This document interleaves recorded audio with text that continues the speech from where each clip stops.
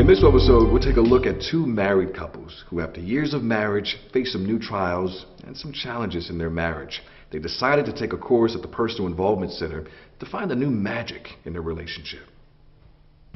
The marriage between PIC and the Healthy Marriage Initiative has been great and phenomenal. They have reached so many people in the community, and ultimately that's just the goal, to reach those that are unreachable, teach those that have been unteachable. So we're trying to reach those people in the community and let them know the marriage has been solidified. What we do is teach you 8 healthy habits to replace those habits that you've picked up along the way that are not healthy. You're nowhere near as dynamic by yourself, again, as you are with a partner. I believe the most important habit is the very first one, and that is the habit that teaches you to be proactive and not reactive. It teaches you that you are in control of yourself, and that's the only person that you can control. So what I'm trying to do is to steer them in the right direction and let them know it takes work. It's hard work. So Gerald and Lynette have some gorgeous twin daughters, and they are experiencing a wonderful career in the industry, and I feel as though time factor for them is critical. There's people in the business that when they want them there, they want them there, right there on the spot. So I don't like that. I don't like that, and it causes a lot of problems. Okay, not this way, we'll do it this way. I think she gets nervous because she senses success. She asks me all the time, do you think the girls will make it? I tell her that this is not a high school talent show that we're performing and practicing for. A lot of times, because you get caught up living life and you really don't have the ability to enjoy it, in retrospect, when you look back and your children are ready to exit, you start to wonder, wow, what is it going to be like?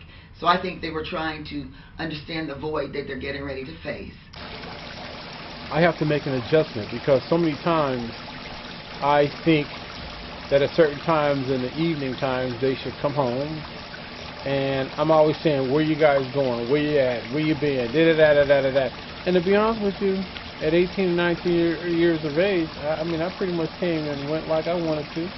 They had a street scene out here this past Saturday, and we were walking down the street and we were stopped, and we learned about this program. I kind of didn't know what to expect, but when I got there, it was like 4 different couples, and they asked us questions about our marriage, and it was really, really, really entertaining. And also I got to know a whole lot about Gerald that he never said, but during the class it all came out. If you're getting more upset, he's over with it and you're still holding on to it, you do have to realize that after it's corrected, you're still holding on to it.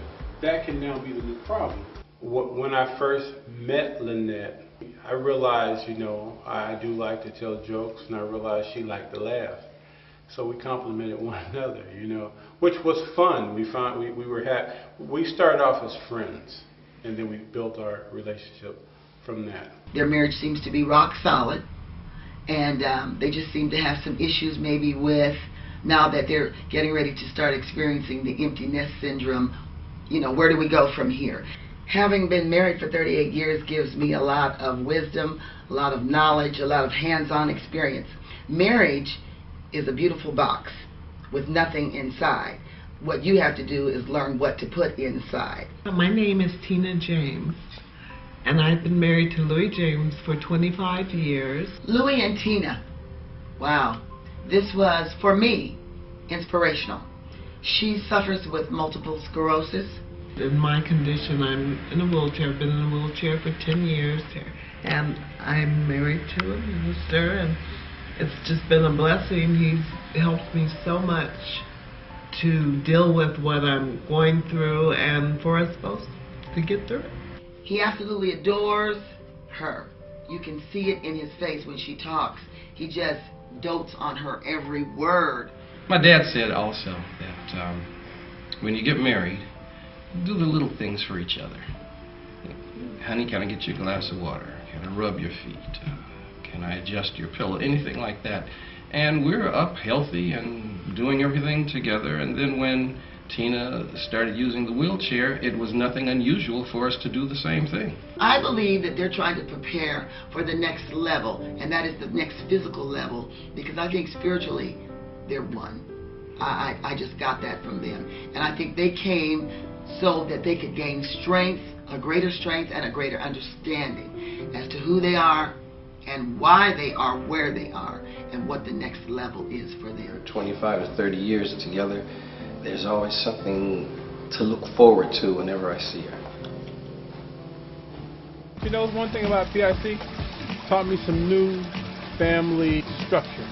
And I think it's important for you to sit down, as I mentioned to them earlier about running it like a business. Even though it's not a business, but still, you still have to have those family meetings where everyone can sit down and discuss and have a plan. You're nowhere near as dynamic by yourself, again, as you are with a partner.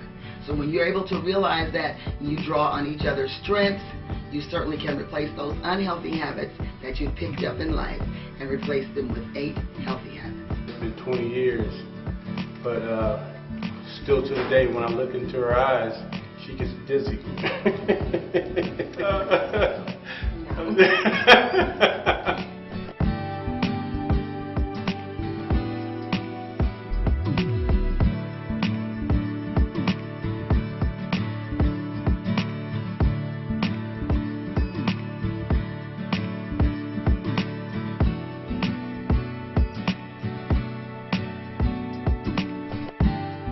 Now, to learn more, log on to hitchedforlife.com. I never once saw things your